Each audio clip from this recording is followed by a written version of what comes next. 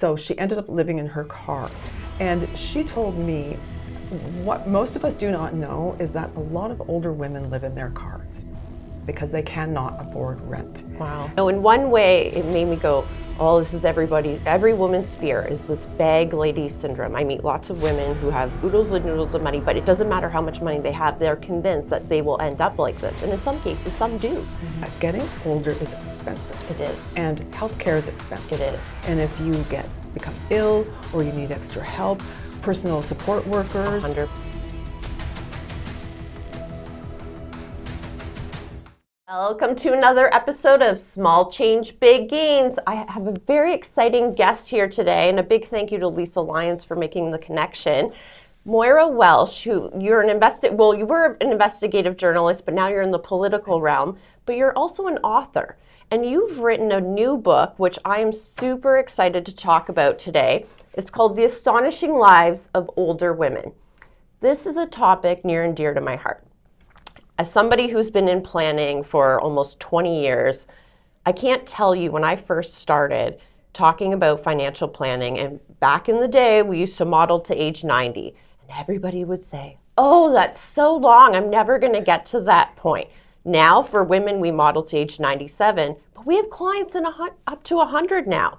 So this is such an important topic that you're you've been writing about longevity for a long time. So we're excited to kind of unpack your story, what got you interested in this, and talk about living long lives. So welcome. Thank you so much. I'm so happy to be here. And it's so interesting you talk about the ages because I have written stories in recent years for the Toronto Star on what we call the Third Act Project that was created by our publisher, Jordan Bitov. Shout out to Jordan. And in long-term care homes and retirement homes, there are so many people who are reaching the 110 mark easily. And so if you consider the amount of money you need to live in a retirement home until the age of 110.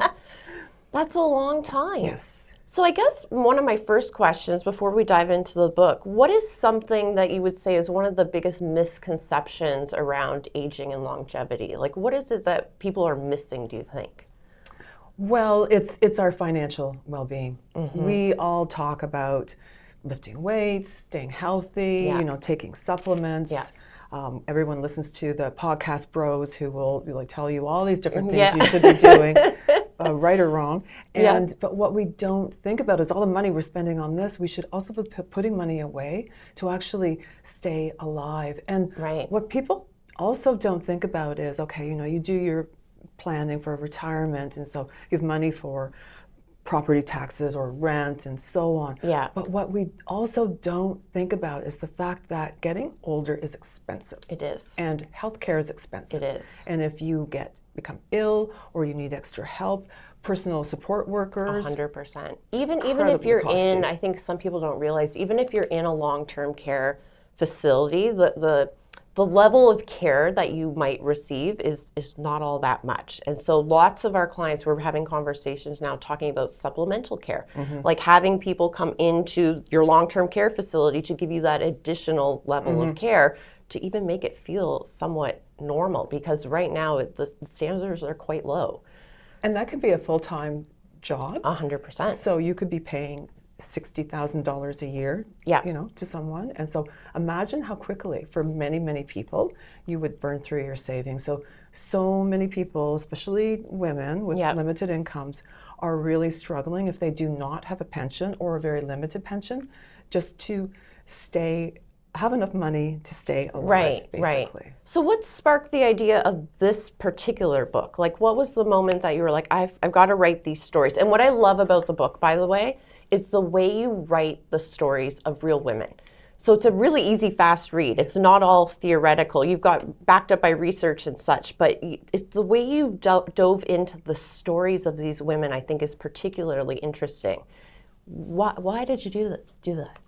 So the idea for the book began when I was working on the Third Act Project, and I had written a previous book, and somebody who had read it emailed me and said, hey, you should check this out. There are a lot of women, older women, who are really struggling. And we find ourselves unable to survive on our own, and so we have to move in together to live. And she just said, there are so many, and you should check that out. And I thought, okay, great story for the Star, but I could go way deeper on this. Right. And so I did both. I started writing for the Star. I started working on a book, and here we are. So that's interesting. You're actually seeing women starting to cohabitate just to financially survive. Mm-hmm. How common is that? It's increasingly common. Right. There is an organization that is called Senior Women Living Together. Yeah. And actually one of the women in my book who provides, I write about 3 women. Yeah. And I tell their stories. They're the main people in the book. And they are sort of the spine or the foundation of the book. And one of them is Pat Dunn. And through her story, where she began, as I say, many of these women began in the very robust middle class. Mm-hmm. She was had a home in Oakville, a member of the Bronte Yacht Club, and then, like many other women, divorce came along, and other decisions unfold in the ensuing decades, and she found herself couch surfing on her sister's couch in BC, knowing that she had no money left for maybe a year of savings left. Right. And that was it. And so in desperation, she posted on Facebook and just said, is anybody else out there like me? Right. And she went to bed and woke up the next day, and there were about 10 messages waiting. Oh, wow. And then, within a week, there were 50, and then 100. Oh, geez. And it just grew and grew. And so through that, she became close in a sense, in an online sense, to a couple of women, moved back to Ontario, which is where she's from, and ended up getting a home to rent with them in Peterborough. Oh, wow. And then she created this organization to help other women, just to sort of help them think about it. Right. And she doesn't really facilitate it. Yeah. She lets them figure out who they might be able to live with. Well, if we step back for a minute and think, because that's such an interesting story, and in one way it made me go, oh, this is every woman's fear is this bag lady syndrome. I meet lots of women who have oodles and noodles of money, but it doesn't matter how much money they have, they're convinced that they will end up like this. And in some cases, some do, for various reasons. If we step back and look at some of the reasons why this issue affects women particularly, can we go through some of those types of, we can talk about pension gap, the wage gap, women stepping back from, to have children, if they have aging parents, taking time off. These are all things that happen, but it also impacts the finances, right? It's all of the above. Right. And it really starts with us not really thinking about it. Yeah. And I mean, as a young person, I think male and female, you don't necessarily think about your retirement years. No. And that's pretty natural. Yeah. But I think women really don't. Right. And so we do not anticipate the long-term impact of, say, the wage gap. Right. Right? The more money you earn, the more you pay into a pension. Right. Whether it's your public pension, Right. which is not very lucrative at the end of the day, or private pension if you're fortunate enough to have one through your company. Right. And so that is also a diminished, return at the end. And then, we do take time off for child to raise children. Yeah. Some of us, may take a year, 6 months, or 2 years, or whatever. And you can buy back those credits in some pensions. It's very expensive. Right. And the public pension gives you some automatic credits for that, which is nice. Yeah. So it's a little more welcoming. It's a little bit, but it's the compounding effect of those gaps, though, right, that we don't anticipate. And one of the things that, I don't know if you've heard this, but I hear it a lot, is women are more risk adverse. And I'm like, I don't actually believe that. I don't think we're more risk adverse when it comes to investing. I think that our reality is, though, because we have these items that will take us out of the workforce, we tend to hold more cash because we haven't really thought through in more detail of how much do I need. So we often will, hoard a certain amount, but it sits idle on the sidelines where you're losing that compounding. And we did a series just talking about compounding, which it adds up to millions of dollars, right? Like it really does. If you started talking about women in their early 20s getting started, that's enormous. And if we don't talk about it and we just say, oh, they're risk adverse, that's not the case, I don't think. And so it's having that open dialogue, I think, is so important. And I think a lot of your stories have brought that to attention. And that was in many ways the goal of my book. I'm obviously writing about older women and telling their stories in great detail. The goal is to attract younger women to make different decisions, or at the very least, to be aware. Right. And one of the points I cite in the book, which I just love, is the Scottish Widows Organisation, which is in UK. Right. It's part of Lloyd's now. And they launched a couple of years ago a public awareness campaign for younger women.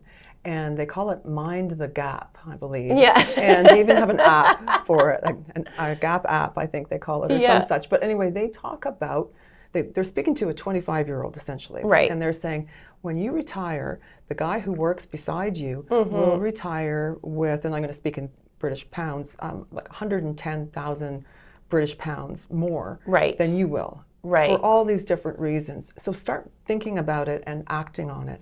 And we could consider something like that in Canada as well. Well, and I think that's the way stories have always been passed down from one generation to another. So again, this is not just for older women to read. It's really the next gen. It's take warning and listen to the advice that these women are saying. If I could go back, this is what I would probably do differently. In terms of, we kind of talked about, like, what was, I guess, the story from these women that you've interviewed? What's the one that really stuck with you or resonated the most?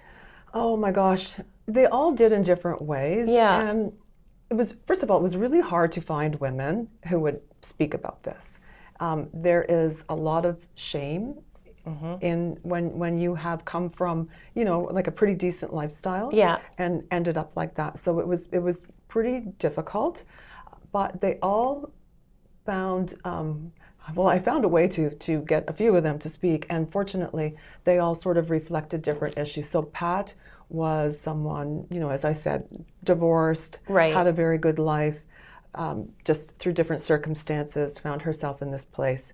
And then another woman she has a bit of money. She has about, after the sale of her home, after she was divorced, and she sold before the real estate market took off. Right. And then found herself in this inexplicable situation. Yeah. So she has a bit of money, but she's terrified of outliving it because her family has longevity in their DNA. Right. And the odds are I've gone for walks with her. Yeah. And I'm a fast walker. She's a very fast walker. So, I sort of joke in the book about her VO2 max. The podcast bros talk about this as a sign of longevity. Well, she's got it. So, so she's ever so careful, and she lives in the tiniest basement apartment. Wow. And not because she wants to, it's because affordability is impossible. And then the other woman is this wonderful lady who is in Ottawa, and she was always more of a free spirit, has a son, and she ended up living in her car for a time because she was sort of a small-time entrepreneur and ran an after-school program. And lost a family of 3 kids. So during that school year, she couldn't replace them. So she could not afford to pay her rent. So she ended up living in her car. And she told me, what most of us do not know is that a lot of older women live in their cars because they cannot afford rent. Wow. And so what she said to me was, older women live in their cars either because there's 2 reasons: because they cannot afford to live in a home, or they can't afford to do anything outside of that home. So all their money goes to rent and food, and they have no life whatsoever. Wow. And so she now stays in her car in order to travel and see friends. Wow. And that's really complicated as well as you get older. So, but 3 of them sort of told a different story. Yeah. But it's interesting, the car living piece of it. Yeah. Because when I sort of talk to friends about that, they would say, oh yes, when we go hiking, there's a woman who has this little red car and all of her belongings are filled to the roof, so to speak. Yeah. And, we think she's living in it. And wow.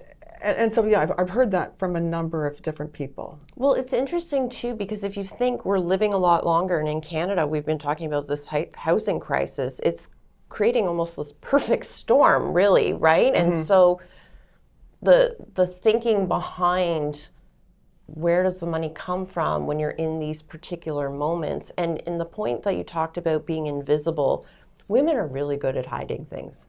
right? You see women on the street, you probably wouldn't know maybe they were homeless and things like that. They're very good. A lot of them will not share things with family members. We do a lot of family meetings with clients, and often I will say, are your kids aware of what you have or maybe don't have? Because there's this pressure right now to gift to the next generation. And I think gifting feels good and feels nice, but equally you have to measure it with, well, what if you did live to 100? And what if you were in long-term care? It's not a simple answer because we don't know, right? And I think that can be a real challenge. And a lot of them don't talk to their kids about it. And so the kids are going, this is great. They're helping me buy a home, but I don't think the conversation of what if mom won't be able to afford her long-term care, are the kids aware of they might have to step up and help? It's a big issue, and you're right. People do hide, and we don't actually think about it. Right. Right? And moms like to take care of their kids. We seem to be, we've all done it. Yeah. And we're predisposed to doing that. But right. there comes a time when, as you say, you really do have to think about yourself. And in a sense, and you are probably doing this by educating families as to what to expect, but a lot of people don't know that. Right. And they just do not understand the costs. Yeah, it's very true, and I think you're starting to uncover it. I guess if someone's in their 40s and 50s right now, what are some of the things that they should be thinking of currently? Setting money aside for themselves. Yeah. And it's so complicated. Yeah. Because people have mortgages. They're going to be paying off. Some people will be paying off mortgages for a very long time. There are university costs for children. Again, we want to take care of our kids. But if we have to think about something, retirement comes quickly. It does. And you might not actually, there is no retirement age, so to speak, for most people in Canada. Yeah. So you might end up working a lot longer than you imagined. I can see that. So consider that possibility as well. 100%. And I think that's a very concern. If you think about your working career and then your quote unquote retirement career, you're spending a lot more years, and especially if you reach 100, there's a lot more years that you're in that segment of life than you are in the other. Yes. So even more, I still think, emphasis on the planning and understanding the compounding and getting that all working for you is so important. Yeah, it makes a huge difference, and I think even if we could start talking about this in high school to young women, right? Yeah. Just to sort of plant the seed as a concept to consider. Absolutely. And then, keep talking about it through careers. Right. But the midlife is a really important time because it's not that far away where you might have considered you were going to have a different place in life. Right. So if we shift gears a little bit, because we were talking about the financial aspect of it, can we talk a little bit about the loneliness and the health issues? What did you kind of uncover in that piece? It's extreme.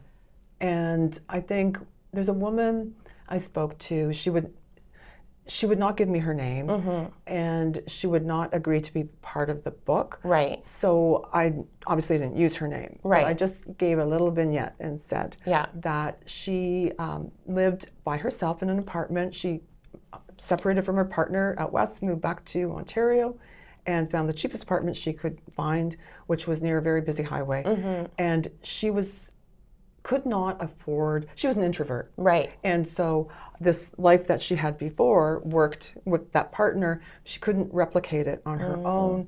And her girlfriends from years past who were still living there all wanted to go out for dinner, cocktails or something. Right. She could not afford to do that. She was eating from a food bank in order to pay her rent.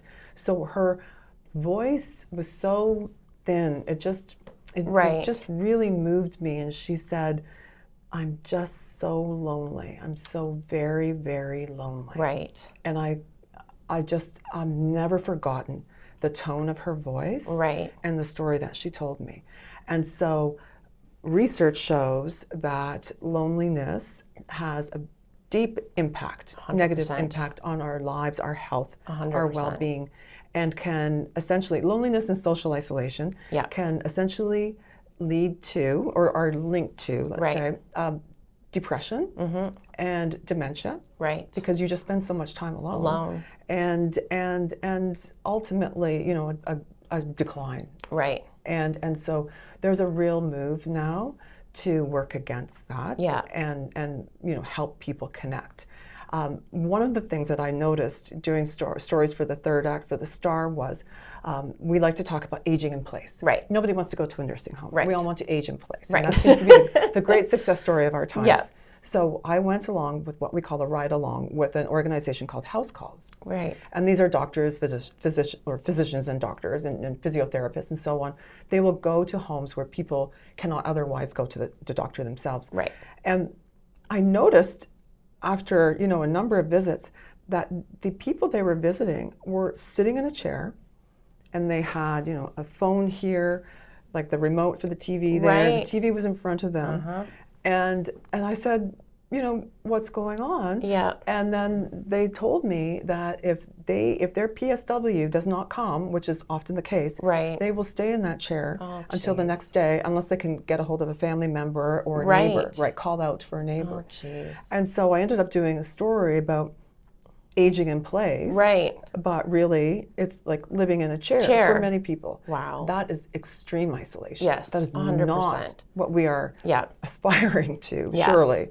And it's funny that you bring this up because we talk about, we always talk about the numbers when it comes to financial planning and things, but, I have the benefit of seeing clients that retire incredibly well and then others that don't. And it's not the dollar amount. It really is the people that retire that have that social community around them because, kids grow up, kids move away, and maybe that was a big priority when they were little, but it's who are your people? And if work disappears and that was your social group, who are you hanging out with? And at the rate at which they age, it just accelerates if they don't have that community around them. You can tell they're not as healthy, they're not as active. But the ones that, they've picked up a community maybe at the golf club or the pickleball club and they get together, I don't even know if it's about the golf or the pickleball, it's about getting together and having the coffee and being around other people. They tend to just be a lot healthier and more happy. It's amazing the difference it makes.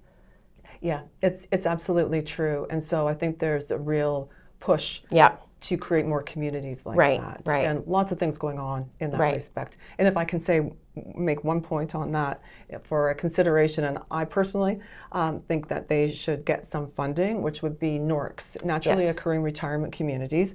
I've written a lot about these. Yeah. And it can be in lower rent apartment buildings or wealthier condos. Yeah. But it is older adults for the most part. There's a preponderance of them in the demographic, and they are really embracing this idea and creating all sorts of social activities. And there was one just think if they go to these, say an exercise class, it's going to reduce the burden on our healthcare system, right? They're out and then they're getting that social construct that they need. And that's the point. Yeah. Because they have done studies. I did stories in New York City where they originated, but even in Burlington or Halton, they've done research on this, and it shows that it lessens the cost on the healthcare system. Right. And imagine the isolation that it would diminish. Right. There was one example that is incredibly profound for the inspiration for a NORC in this one Etobicoke condo building where a woman came downstairs. They knew she lived in the building, but they didn't really know her. She was much, much older, and she came downstairs on a winter day in a long cotton nightgown, and she walked outdoors, and she lay down in a snowdrift. And the concierge was horrified to get her, and she said, "Just let me die." Oh. And that is speaks to the desperation for human contact. Right. So. Right. I think, I think telling these stories and getting them out in the open, and because they are so invisible, right? We don't often notice, and as women age, they disappear from our social media screens and things like that. It's how do we break that norm? And it seems very North American. It's not like that in other cultures, but that's something very unique to us, I think. Yes, and I know I was speaking with Dr. Samir Sinha from UHN, who's a geriatrician, very plugged in, and he did say that there is an increase in intergenerational living in Canada, like it's up a bit. Right. But definitely we're very siloed. Yes. My family's here, thanks, Mom, for all you did for me. Yeah.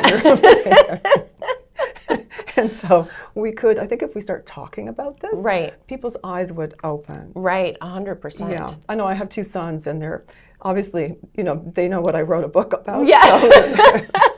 So my dad will often comment, if this doesn't work out, I'm moving in with you and I want a window. And I'm like, okay. I've had some clients that tell me that too. So, I'm going to have a full house, I think.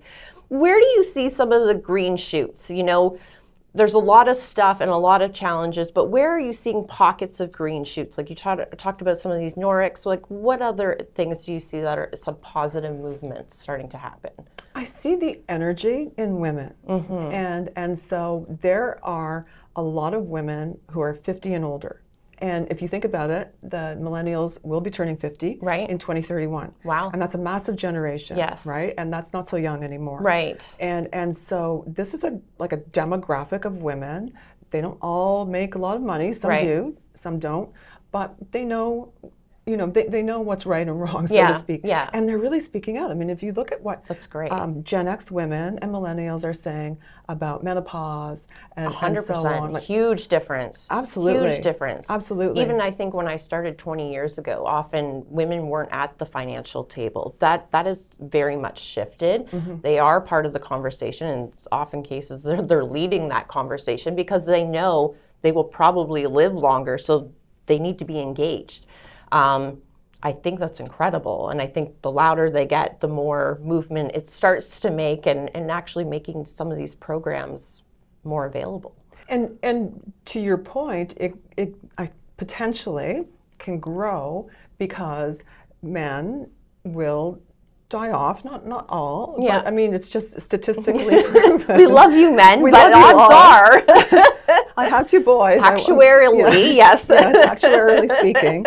This is a trend, right? And so there will be more women. So we need to think about ourselves and create that voice. Absolutely. And there's a lot of women out there who I keep saying to people, like I know this physician, this geriatrician, and someone like you, right, and so on could get together. If we could all get everyone together in a room. Imagine what we could accomplish. Figure out. We could figure out a lot. We could probably figure out the whole world, honestly.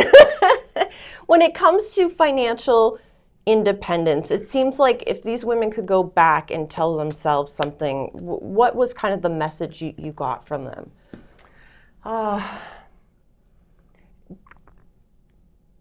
Well, one of them Pat would have taken fewer chances with her finances. She invested $80,000 in a business, and it did not go well. Right. And she does regret that. Yeah. She has told me. Right.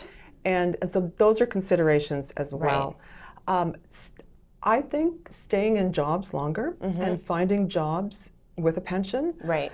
And the other piece of this is that no one could have contemplated earlier in life is the fact, and I write about this, I call it sort of this modern day gendered version of impoverishment. No one could have imagined that when they retired, the rents, for example, would skyrocket, housing would skyrocket, and food like this, and so then there's longevity, and so there's all these different culminating factors to create, as you said earlier, this perfect storm. And so that was one piece that you can't imagine, but I really do think that they would have planned better. Yes. It's the planning piece. It always comes back to that boring old plan, and it's the plan. I always say it's like a lifeboat drill, right? It's like you get on a cruise ship, you don't expect to have to evacuate, but if you do, you know where to go and everybody gets off in an orderly fashion. That's the whole point of a financial plan, is you're predetermined. At some point, there will be a crisis. That we go through it all the time. Nobody predicted the pandemic. These things happen, but if you've planned for it, we know what we need to do. And I think going through that exercise, not once and putting it on a shelf, it's a living, breathing document. A financial plan becomes the business plan of your household. It has to be looked at all the time because our lives are changing. And particularly with women, if we live longer and with all the other competing factors we went through, it's just so important. And the earlier we can start and getting that message out is the most important. Is that something that you would do in terms of for women specifically? 100%. And we talk a lot about what does life look like if partner leaves, because it could change dramatically at that point. But we don't like to have those conversations. They're uncomfortable. But I think just saying it out loud reduces the fear of it. It's just talking about it out loud. Once you said it out loud, or once you explain something to your kids, because I think oftentimes, again, when we go back to parents, they don't want to burden their children. But what they don't realize is their children, because I meet with them too, they're going, I don't know what they have. I don't know what I need to be prepared for. They're worrying too. And I'm like, if I could just get them both in a room and we could just chat about it, it takes the fear away on both sides. Because then we can jointly plan together, going, okay, what does this look like? Yeah. What does the family unit look like? Makes a massive difference. So I have to thank you. This has been a lovely conversation. This is an amazing, amazing book, and thank you for sharing and coming in today about it. Keep talking about it, keep writing about it. This is such good information for all generations. Thank you. Thank you.